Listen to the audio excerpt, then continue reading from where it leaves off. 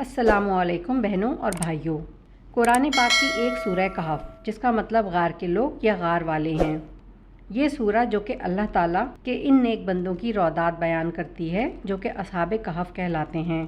इन असहाब का शुमार शहर के शुरफा में होता था, मगर ये अपने दौर के जालिम और मुशरिक बादशाह के शर से महफूज रहने की नीयत से एक गार में जा छुपे थे। इन्हीं असहाब की रौदात सुनेंगे आप इस वीडियो में। मैं हूं आमरा काजी और आप देख रहे हैं हिस्ट्री एंड स्टोरीज़ विद आमरा काजी। दरअसल हज़रत ईसा अलैहिस्सलाम के आसमान पर उठा लिए जाने के बाद ईसाइयों के हालात बहुत ख़राब हो चुके थे और वो लोग अपने दीन से भी फिर चुके थे। एक अल्लाह की इबादत को छोड़कर बुत परस्ती और शिर्क करने लगे, जबकि दूसरों को भी बुत परस्ती पर मजबूर करते। ख़ास तौर पर इनका एक मुशरिक बादशाह दकियानूस और इसका दौर बहुत जालिमाना था।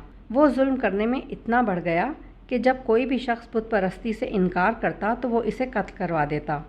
जब ऊंचे घरानों और अमायदीन सल्तनत से ताल्लुक़ रखने वाले चंद नौजवानों ने सच्चा दीन कबूल कर लिया तो इन नौजवानों को भी जवाब तलबी के लिए शाही दरबार में तलब कर लिया गया। वहां पहुंचकर इन नौजवानों ने बेखौफ व ख़तर जालिम बादशाह के सामने अपने ईमान का ऐलान कर दिया। इन नौजवानों की ये जुर्रत देखकर बादशाह और दरबारी बहुत हैरत ज़दा हुए। कुरान में इरशाद रब्बानी है, और हमने इनके दिल मजबूत कर दिए कि जब वो ये कहकर उठ खड़े हुए, ए हमारे रब, तू ही है जो आसमानों और ज़मीनों का परवरदिगार है। हम तुझको छोड़कर किसी गैर की बंदगी न करेंगे, और अगर हम ऐसा करें तो यकीनन हम बहुत बेजा बात करने वाले होंगे। हमारी ये कौम जो माबूद हकीकी को छोड़कर दूसरे फ़र्ज़ी माबूदों को इख्तियार किए हुए है, इन पर कोई खुली दलील पेश क्यों नहीं करती। लिहाजा इससे बड़ा जालिम कोई हो ही नहीं सकता जो अल्लाह पे बहतान बांधे। नौजवानों की ये बात सुनकर बादशाह को इन पर बहुत गुस्सा आया, मगर क्योंकि वो अमायदीन सल्तनत और बड़े घरानों के चश्मो चराग थे, इसलिए फ़ौरन इन पर हाथ डालना मसलहत के ख़िलाफ़ था। इसलिए इन्हें चंद रोज़ की मोहलत दे दी गई ताकि वो अपनी सोच को बादशाह और मुमलिकत के मुताबिक दुरुस्त कर सकें। जबकि दूसरी जानिब ये साहिब ईमान बुत परस्ती से इंतहाई बेजार नौजवान दरबार से निकलकर आपस में मशवरे के लिए बैठ गए और ये तय किया कि अब इस शहर में मज़ीद रहना ख़तरे से खाली नहीं। चुनाचा मुनासिब ये होगा कि अपनी जान और ईमान को बचाने के लिए वक्ती तौर पर किसी करीबी गार में रूपोश हो जाएं और वापसी के लिए किसी मुनासिब वक्त का इंतज़ार करें।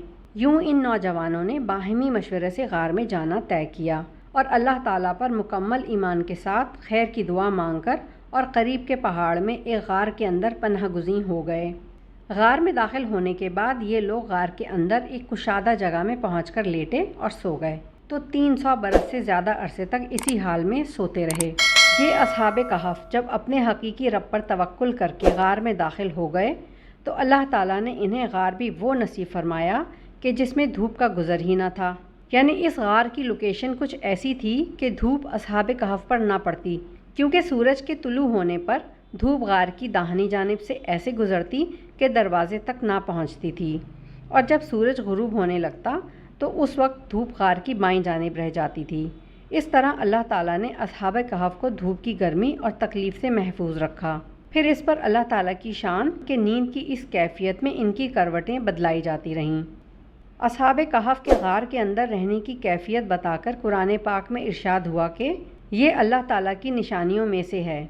असहाब कहफ को तलाश कराने पर जब इनके गार में रोपोशी का बादशाह को इल्म हुआ तो वो बहुत नाराज़ हुआ और इंतहाई गुस्से के आलम में हुक्म दिया कि एक मजबूत दीवार खड़ी करके गार को बंद कर दिया जाए ताकि ये लोग वहीं कैद रहकर भूख और प्यास से मर जाएं और गार ही इन लोगों की कब्र बन जाए।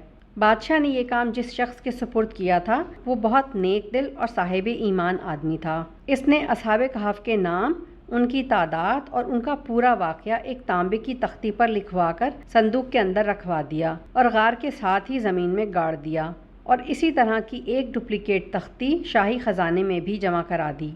कुछ अरसे के बाद वो जालिम बादशाह दकियानूस मर गया। वक्त गुजरता रहा और सल्तनतें बदलती रहीं, यहाँ तक कि एक नेक और साले बादशाह जिसका नाम बैदरूस था तख्त नशीन हुआ। इसके दौर में मजहबी फ़िरका परस्ती शुरू हो गई और बाज़ लोग मरने के बाद उठने और क़यामत से इनकारी हो गए। बादशाह अपनी कौम का ये हाल देखकर बहुत फ़िक्रमंद था और इन गुमराह लोगों के बारे में रंजो गम में मुब्तला हो गया। इसने तन्हाई में एक मकान के अंदर बंद होकर अल्लाह ताला से आजिज़ी के साथ दुआ की कि ए खुदाया, آپ ہی کوئی ایسی صورت پیدا فرما دیں کہ ان لوگوں کا عقیدہ درست ہو جائے اور یہ راہ راست پر بھی آ جائیں۔ بادشاہ کی یہ دعا قبول ہو گئی اور غار میں سوئے ہوئے افراد جنہیں قرآن مجید میں اصحاب کہف کے نام سے مخاطب کیا گیا ہے، اللہ تعالیٰ کے حکم سے اپنی نیند سے بیدار ہو کر اٹھ بیٹھے اور آپس میں ایک دوسرے سے سوال پوچھنے لگے کہ ہم کتنا عرصہ سوئے رہے۔ ایک نے کہا ہم تمام دن سوئے رہے، جبکہ دوسرے نے کہا نہیں، ہم صرف ایک پہر ہی سوئے ہوں گے، مگر حقیقت میں وہ نہ جانتے تھے کہ کتنا عرصہ سوئے رہے۔ خیر، پھر انہوں نے نماز پڑھی، عبادت سے فارغ ہونے کے بعد آپس میں کہنے لگے بھوک لگی ہے جس کے لیے ہمیں کچھ انتظام کرنا ہوگا۔ اس کام کے لیے اپنے ایک ساتھی سے کہا تم بازار جا کر کچھ کھانا لاؤ، اور یہ تاکید بھی کر دی کہ ہوشیاری سے جانا تاکہ کسی کو ہماری خبر نہ ہو سکے، ساتھ ہی ساتھ شہر کے حالات اور دقیانوس کے ہمارے بارے میں ارادوں کی بھی کوئی خبر ملے تو لیتے آنا۔